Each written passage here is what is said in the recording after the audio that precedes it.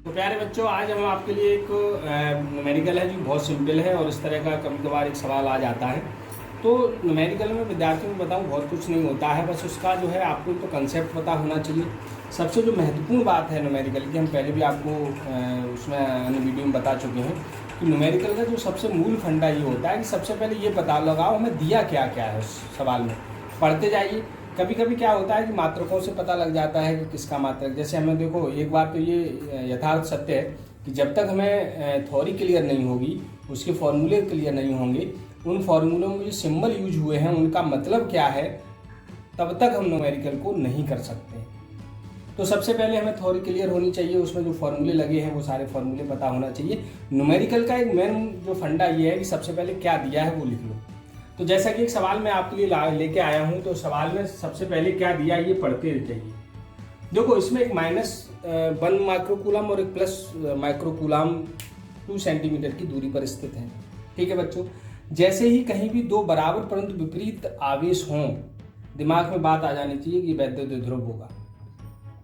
क्या होगा ये? वैद्युत द्विध्रुव होगा। तो बीच की दूरी 2 सेंटीमीटर है, दोनों को मिलाकर एक वैद्युत द्विध्रुव, वैसे वो कह भी रहा है वैद्युत द्विध्रुव बनाया गया है। और ये वैद्युत द्विध्रुव इतने वोल्ट प्रति मीटर के समान चुंबकीय क्षेत्र। तो सबसे पहले जहां से हमें समझ में आए वहां से हमें लिख लेना चाहिए।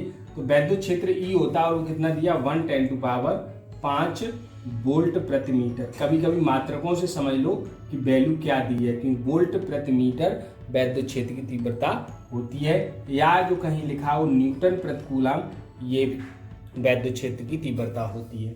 ये आवेश है तो Q बराबर 1 माइक्रोकूलम।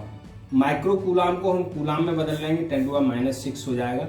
चाहे माइनस ले लो चाहे प्लस ले लो। जब आपने वैद्युत द्विध्रुव आघूर्ण की परिभाषा बनाई थी, लिखी थी, तो उसमें ये लिखा था कि एक आवेश, कोई सा एक आवेश चाहे माइनस या प्लस हो, और वैद्युत द्विध्रुव आघूर्ण प्यारे सदिश राशि होती है, सदिश में चिन्ह नहीं लिया जाता है। ये माइनस का माइनस नहीं आएगा, और जो है प्लस है तो प्लस ही आएगा, माइनस के आवेश का माइनस नहीं लिया जाएगा किसी भी सदिश राशि में, ये ध्यान रखें। ठीक है, चाहे वो बल निकाले तब भी माइनस आवेश के कारण हम माइनस नहीं लगाते हैं, वैद्युत क्षेत्र की तीव्रता माइनस के कारण माइनस नहीं लगाते हैं।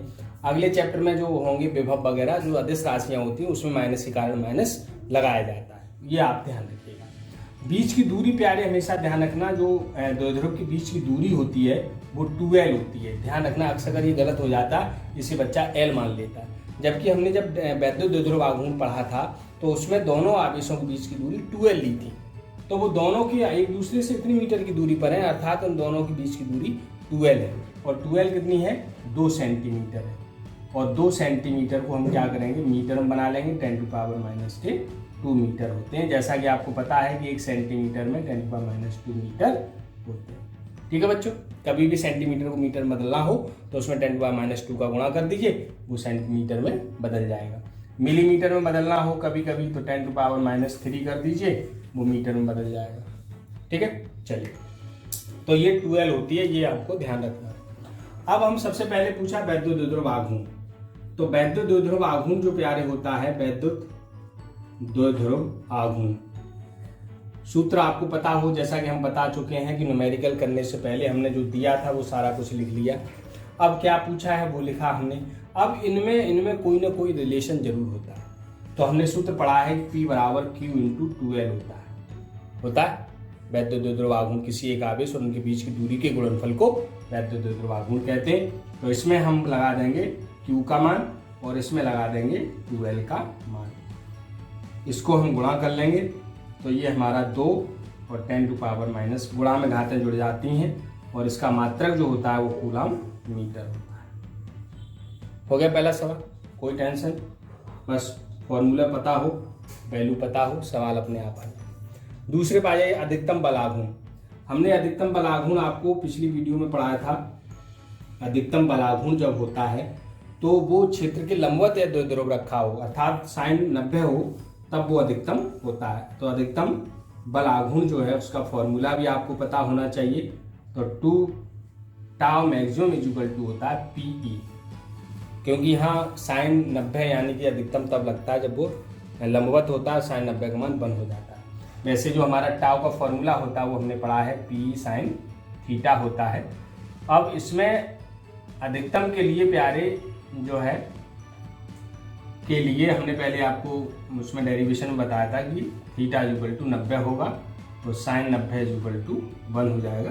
तो ये आया, तो इसमें हम मान लगा देंगे प्यारे। तो P का मान हम निकाल चुके हैं, ये वाला यहाँ लगा दो, और E का मान ये दे रखा है, दोनों मान लगा दीजिए, हमने हल कर लीजिए। तो 2 गुणा में घातें जुड़ती हैं, माइनस प्लस घट जाएंगी, 3 इसका मात्रक होता है न्यूटन मीटर, इसका मात्रक न्यूटन मीटर, ये कूलम मीटर होता है। तो इस तरह करके प्यारे ये बहुत सिंपल सवाल होते हैं, इसमें आप इस तरह करके आप निकाल सकते हैं। अधिकतम में आपकी थ्योरी क्लियर हो तो आपको न्यूमेरिकल बहुत बेटर लगेंगे, बहुत अच्छी तरह समझ में आएंगे।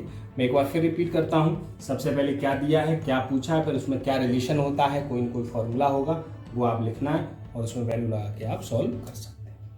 ठीक है बच्चों, तो इस तरह करके ये न्यूमेरिकल है। और ये जो है मैं आपको बता रहा हूँ, ये टीम अप पार्ट है इसका, और ये जो है आपका पूरा जो है चैप्टर यहीं पे आपको खत्म हो जाता है। तो इसमें 18 वीडियो हैं, तो जो बच्चे नहीं देख पाए प्ले लिस्ट में देख लें, सारी वीडियो मिल जाएंगी इस चैप्टर की।